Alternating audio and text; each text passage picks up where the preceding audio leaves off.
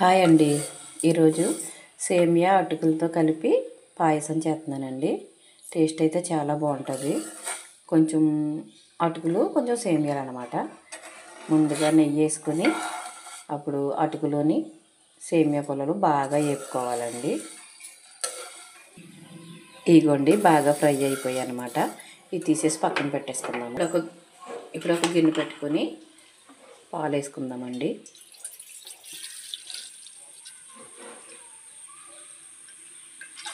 పాలు బాగా మరిగించుకోవాలి. ఇదిగోండి పాలు మరుగుతున్నాయి. ఇప్పుడు షుగర్ వేసేస్తాను.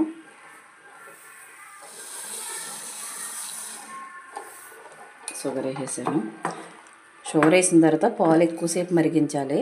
అప్పుడు టేస్ట్ చాలా బాగుంటుంది. పాలు బాగా మరిగితేనే. పాలు బాగా మరిగిపోయినాయండి. ఇప్పుడు సేమియాలు వేసేసుకుందాము.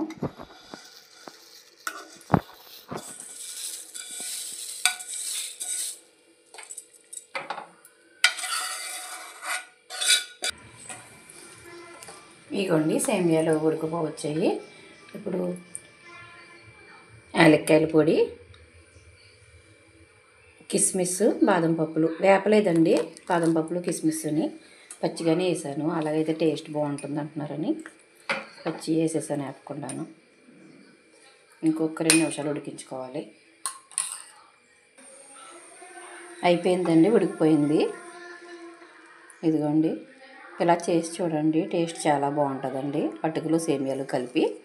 ఇంకొకటి ఏంటంటే ఎప్పుడు సేమియా బిగిసిపోతుంది అంటారు కదా, పాలు ఎక్కువ వేసుకోవాలండి. ఎప్పుడు పాలు అదే కొంచెం వాటర్ వేసినా కూడా పాలు ఎక్కువ వేసుకోవాలి. సేమియాలు అయితే కొంచెం తక్కువ వేయాలి. అప్పుడైతే ఎప్పుడు మనం చల్లారిపోయిన తర్వాత తిన్నా సరే పలచగానే ఉంటుంది సేమియాలు. టేస్ట్ అయితే చాలా బాగుంటుంది. ఇంకే రకంగా చేసినా కానీ సేమియాలు బిగిసిపోతాయి. పాలు మాత్రం ఎక్కువ వేసుకుంటేనే కొంచెం పలచగా ఉంటుంది ఎప్పుడు తిన్నా సరే. సరేనండి, నా వీడియో నచ్చితే కనుక లైక్ చేయండి, షేర్ చేయండి, సబ్స్క్రైబ్ చేసుకోండి. ఒకసారి మీరు కూడా ట్రై చేసి చూడండి.